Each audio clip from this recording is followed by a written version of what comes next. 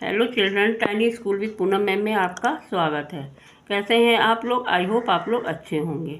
आज हम लोग कहानी पढ़ेंगे। कौन सी कहानी पढ़ेंगे? शेर और चूहे की। चलिए हम लोग कहानी को स्टार्ट करते हैं। एक बार की बात है, चंपक वन में शिबू नाम का एक शेर अपनी गुफा में आराम कर रहा था। क्या कर रहा था? आराम कर रहा था। अचानक चिंटू चूहा वहाँ आया और गलती से शिबू की नाक पर गिर गया, यानी कि गिर पड़ा।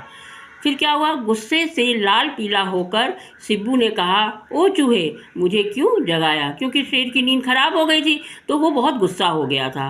चिंटू ने अपनी गलती के लिए माफ़ी मांगी और कहा, क्या कहा? महाराज, मैं भविष्य में आपके काम आऊँगा।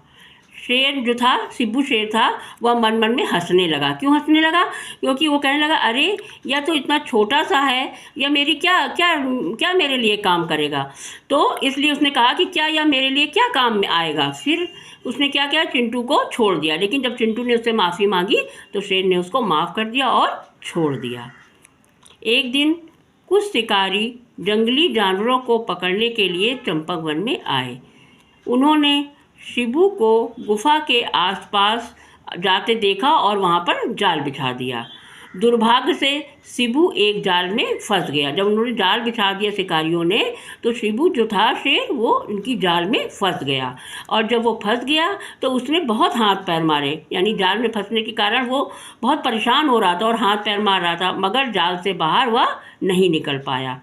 अचानक चिंटू वहाँ से गुजरा। चिंटू कौन था? चूहा। चूहे का नाम क्या था? चिंटू। वो वहाँ से गुजर रहा था। उसने शिबू को धैर्य बढ़ाया और साहस बढ़ाया। उसने उसको समझाया कि तुम परेशान ना हो, मुसीबत के समय हमें धैर्य से काम लेना चाहिए, इसलिए तुम परेशान मत हो और धैर्य रखो, धीरज रखो।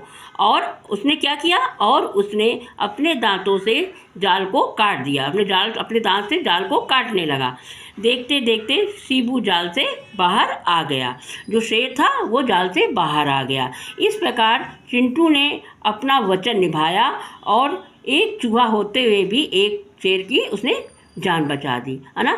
जो चूहा कितना छोटा होता है और शेर कितना बड़ा होता है, लेकिन क्या हुआ कि चूहे ने शेर की जान बचाई। तो इस कहानी से हमें क्या शिक्षा मिलती है? इस कहानी से हमें शिक्षा मिलती है, अगर हम कभी मुसीबत में हो तो हमें घबराना नहीं चाहिए और साहसपूर्वक उसका सामना करना चाहिए। और कोई भी छोटा बड़ा नहीं होता है, कभी भी किसी भी समय हमारे कोई भी काम आ सकता है। ओके, आप लोग को कहानी समझ में आई और मुझे उम्मीद है कि आप लोगों को ये कहानी अच्छी लगी होगी। Okay, thank you. अगर आपको मेरा वीडियो पसंद आया हो तो लाइक करें, सब्सक्राइब करें एंड शेयर करें। Okay, thank you.